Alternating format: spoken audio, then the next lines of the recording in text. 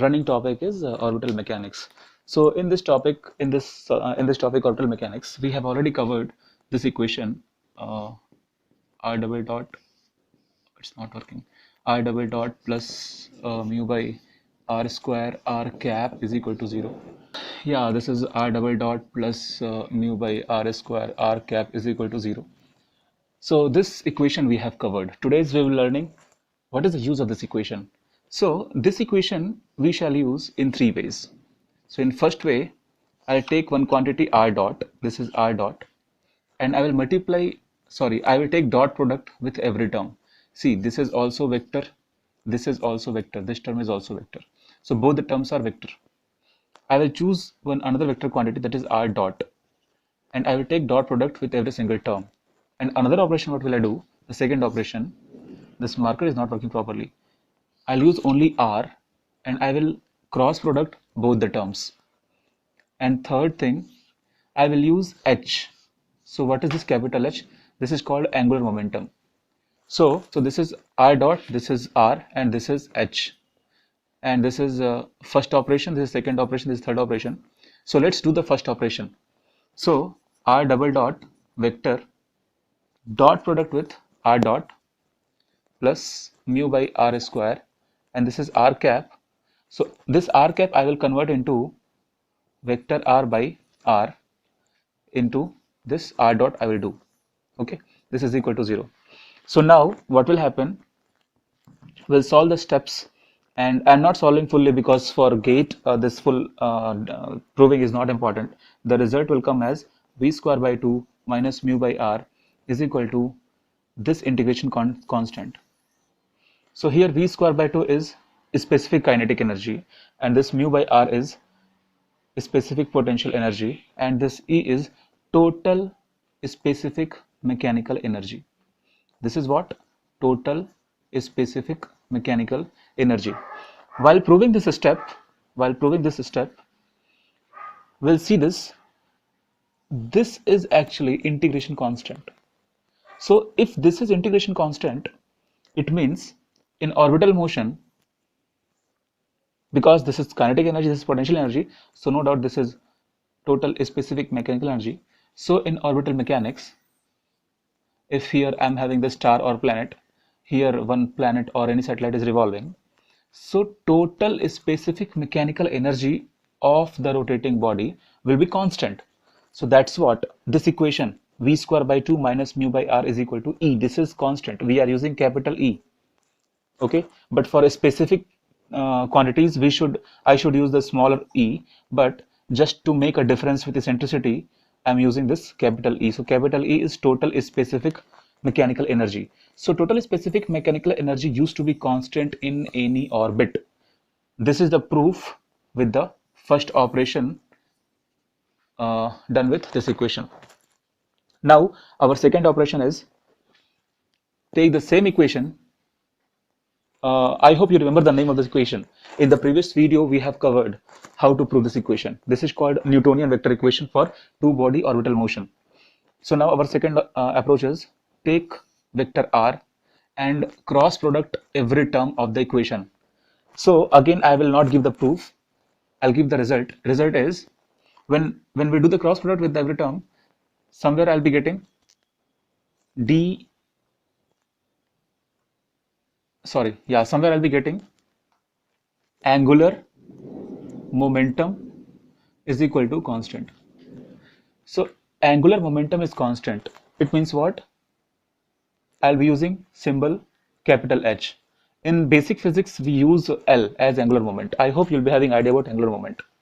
So this H is nothing but R cross V. Again, this is a specific one, a specific angular moment. So this will also be constant in any orbital motion for the rotating body. So R cross V is equal to angular moment. So this is what we are getting with the second operation. With the help of third operation, with the same equation, we are having this idea about angular momentum. So angular momentum, I'll cross product with every single term of this equation. So take this equation and again take this H and cross product. Again, I am skipping the proof. So after doing cross product, we'll be getting equation of the conic. Now what is this equation of the conic? Equation of the conic means, you see what is conic. We have a lot of conics, like, right, like parabola, ellipse, hyperbola, circle, these things, known things. They are known conic sections. So when a planet is there and satellite is rotating around the planet, or a planet or a star is there, planet is rotating around the circle, around the this star. So in this case, this curve path, I mean this path is known as conic. So this conic, equation of that conic we are getting with this operation, I mean the third operation. So this R is equal to h square by mu by 1 plus b by mu cos beta. Now here,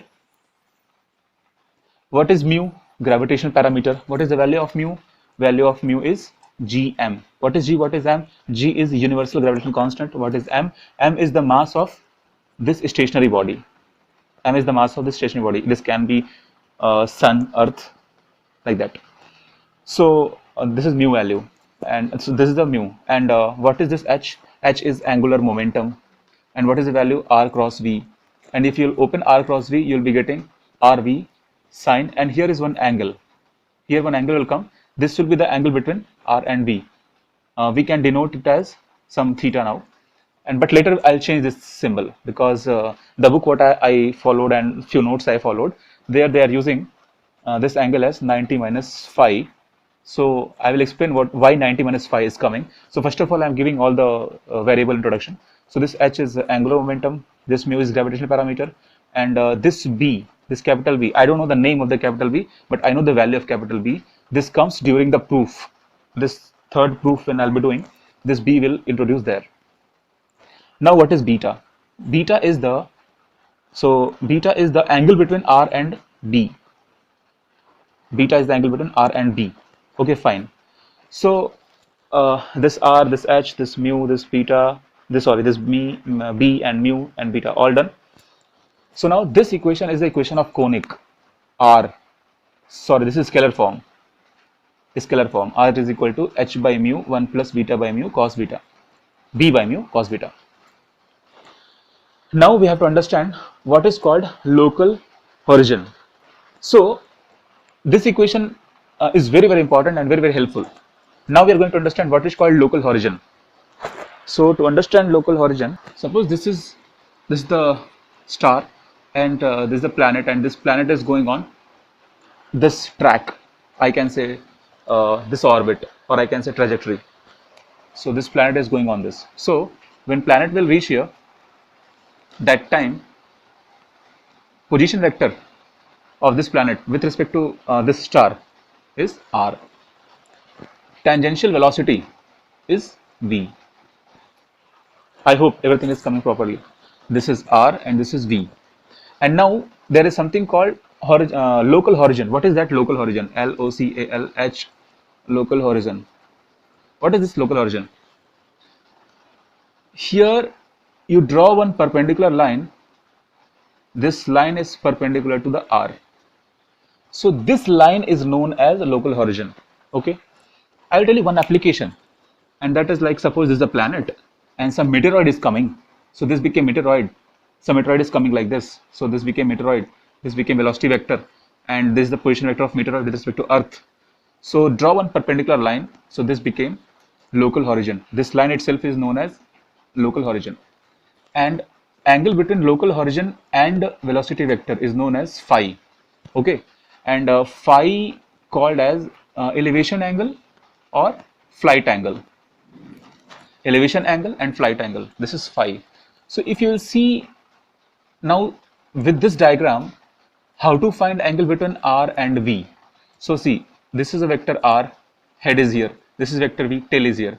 So with head and tail we cannot find angle between v and r. So the trick is, don't change the direction of the vector and draw r here. So this angle will be angle between v and r. So now the point is, because this line is perpendicular to the r, so this angle will be 90 degree, so this will also be 90 degree. So this much is phi, so this will be 90 minus phi. That's why angle between v and r is 90 minus phi. So this angular momentum capital H is r cross v. So this, if you'll open, then I'll be getting rv sine 90 minus phi.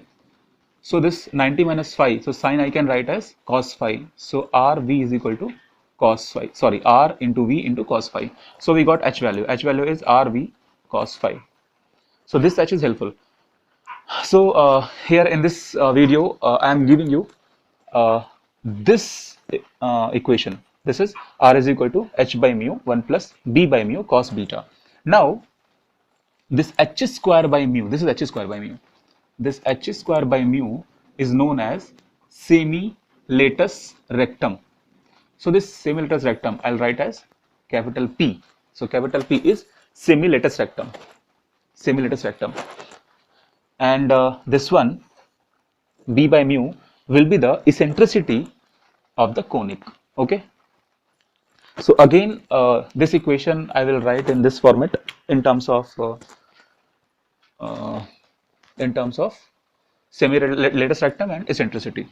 R will be semi-latus rectum. This P is nothing but h square by mu, and 1 plus this will be epsilon. Okay.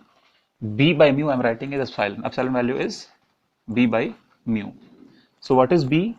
B is the quantity what we are getting during the third proof. Okay. So that proof I'm not giving here. So I don't know even name of the b. I'll go through other books and I will write in the comment box. So b by mu, and this is cos beta. So cos beta, this beta I can replace as nu. Okay.